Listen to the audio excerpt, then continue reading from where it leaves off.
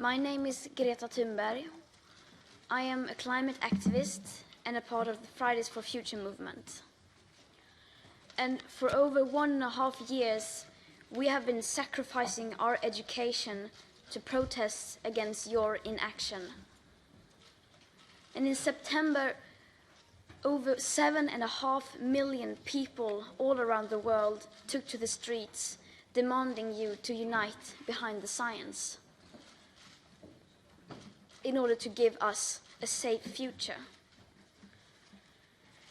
Then, in November 2019, the European Parliament declared a climate and environment emergency.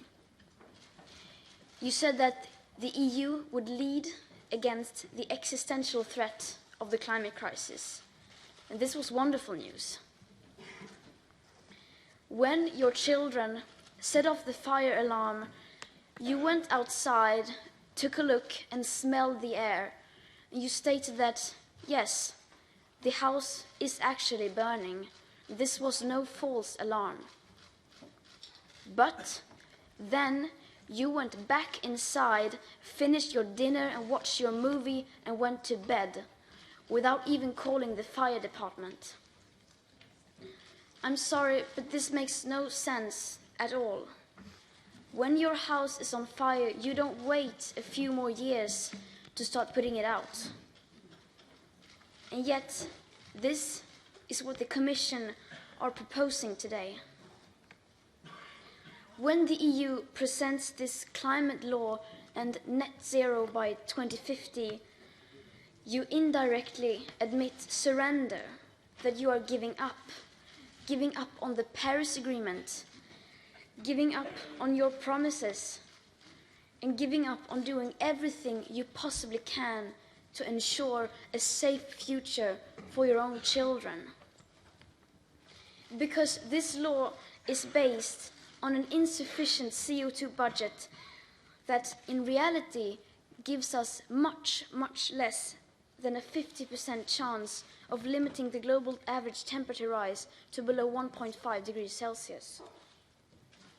And any climate law or policy that is not based on the current best available science and does not include the global aspect of equity nor the annual emissions reductions needed starting now will be completely insufficient, of course.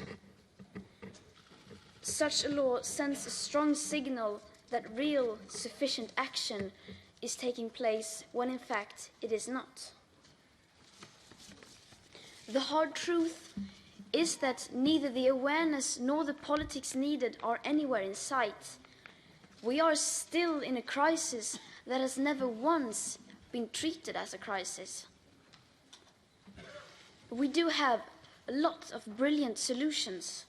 We have unprecedented wealth and financial assets. We have a lot of goodwill and countless of people ready to do everything they can to help. What we do not have is awareness and leadership and, above all, time. Our rapidly disappearing carbon budgets are the bottom line that sums up the current best available climate science, no matter how insufficient they may be, as they don't include tipping points, most feedback loops, equity, nor additional warming hidden by air pollution. They are still the most reliable roadmap we have to safeguard the future living conditions for humankind. But the content of these budgets have never been taken into account in today's politics.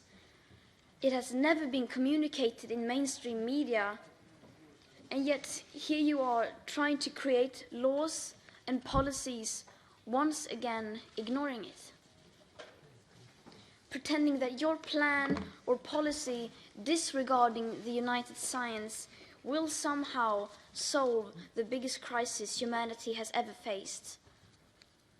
Pretending that a law that no one has to follow is a law.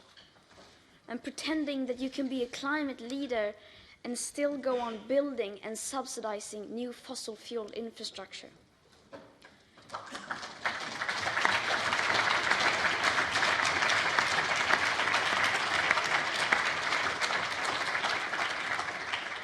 pretending that leaving out the global aspect of climate justice and equity won't risk breaking up the entire Paris Agreement. Pretending that empty words will make this emergency go away. This must come to an end. No policy, plan, or deal will be nearly enough as long as you just continue to ignore the CO2 budget which applies for today. We don't just need goals for 2030 or 2050, we above all need them for 2020 and for every following year to come. We need to start cutting our emissions drastically at the source now. Your distant targets will mean nothing if high emissions continue like today's business as usual, even for just a few more years, because that will use up our remaining carbon budget before you will even have the chance to deliver on your 2030 or 2050 goals. And since these negative emissions technologies that this law fully relies on don't exist today at scale and perhaps never will, we simply need to change our behavior, change our society.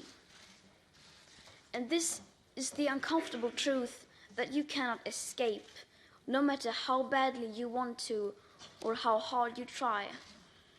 And the longer you keep running away from that truth, the bigger your betrayal towards your own children. The EU must lead the way. You have the moral obligation to do so, and you have a unique economical and political opportunity to become a real climate leader. You yourselves declared that we are in a climate and environment emergency. You said this was an existential threat. Now you must prove that you mean it. And we will not be satisfied with anything less than a science-based pathway which gives us the best possible chance to safeguard the future living conditions for humanity and life on Earth as we know it. Anything else is surrender. This climate law is surrender, because nature doesn't bargain and you cannot make deals with physics.